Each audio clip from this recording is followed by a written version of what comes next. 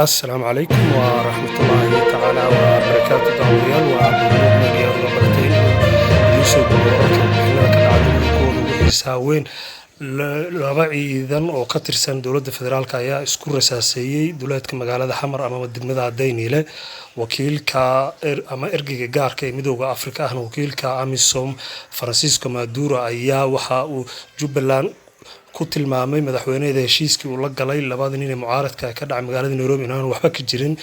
jaaliyadda South Africa ama ganacsiga South Africa ayaa waxa ay siiyeen deeq dad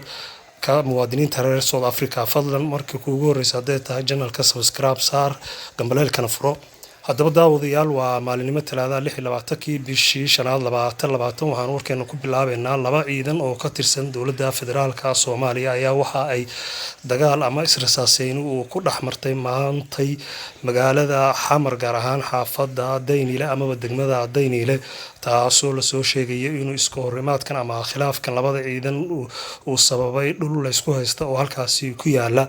iyadoo ay ciidamada weerarka soo qaaday ay doonayeen fariisimaadka kale ciidanka meesha uu ahaa inay ka saaraan ama ay ka kiciyaan kadibna israsaaseen dhaxmarta ayaa halkaasi waxa ku dhintay sida wararku soo sheegayaan 5 askari iyadoo markii dambe uu gaaray gudoomiyaha gobolka Umar Finish iyo ciidamada sida gaarka u dababaran ee danab oo kala dhaxgalay labada ciidan haddaba waxaan kaloo idin haynaa wakiilka ama ergeyga gaarka ee midowga Afrika ahna wakiilka AMISOM Francisco Maduro ayaa waxa uu Ahmed Madoobe ku eedeeyay heshiiska uu la galay labada nin ee mucaaradka ku ahaa ee la galay doorashada lagu muransan yahay heshiiskaas oo ka dhacay Nairobi wuxuu ku tilmaamay Francisco Maduro mid aan waxba ka jirin oo aani loo dhameyn ayuu hadalka u dhigay isaga oo eedeeyay Ahmed Madoobe yirina heshiiskaas wuxuu ahaa mid qaab u dhacay ayuu yiri aan habooneyn ama aan sharciga waafaqsaneyn ayuu yiri waxaana uu yiri sidoo hadalkiisa Francisco Maduro uu qoraal soo saaray ku qoray uu yiri ma ahayn heshiis ay u dhan yihiin beelaha wada degan magaalada Kismaayo ama gobolka Jubbaland waxaan idin haynaa oo kale ganacsatada ku nool ee South Africa amaba jaaliyadda South Africa ee Soomaalida ayaa waxa ay raashin ay iska ururiyeen ay u qaybiyeen dad muwaadiniin reer South Africa oo la daalaa-dhacay gaajo ay sababtay coronavirus amaba lockdown dadkan oo loo qaybinay raashinka ayaa maray hadleen waxa ay yiraahdeen waa inaanu dadka Soomaalida sida ay noo caawiyeen annaguna aanu caawinaa gacmahana aanu isqabsanaa ay yiraahdeen iyadoo aanu ognahay in South Africa lagu dilay dad fara badan oo ganacsata oo Soomaali ah iyadoo lagu dhacayna hanti fara badan amaba lagu dhacay hanti malaayiin kor u dhaaftay oo ay Soomaali leedahay ayaa waxaad moodaa inay dadka Soomaalida ay sameynayaan waxa ay ku soo jiitaan dadkaasi u dhashay dalka ee muwaadiniinta ee reer South Africaanka ah iyadoo ay ku farxad galiyeen amaba ay u qaybiyeen raashin ay nooc oo isugu jira aano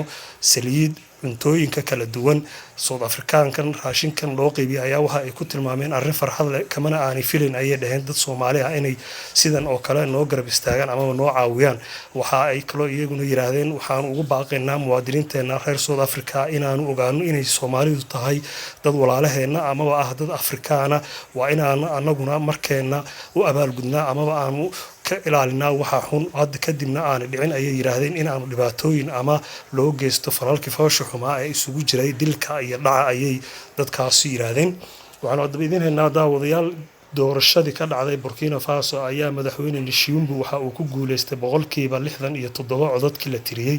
iyadoo laba asbuuc ee doorashadaasi muran ka taagnaa ayaa guddiga doorashooyinka markii dambe waxa ay ansixiyeen doorashada waxaana ay siiyeen madaxtinimada ninkii mucaaradka ama xisbiga mucaaradka u tartamayay madaxweynaha laga qaaday xilka ayaa waxa uu dalkaas Burkina Faso soo hogaaminayay muddo 15 sano ah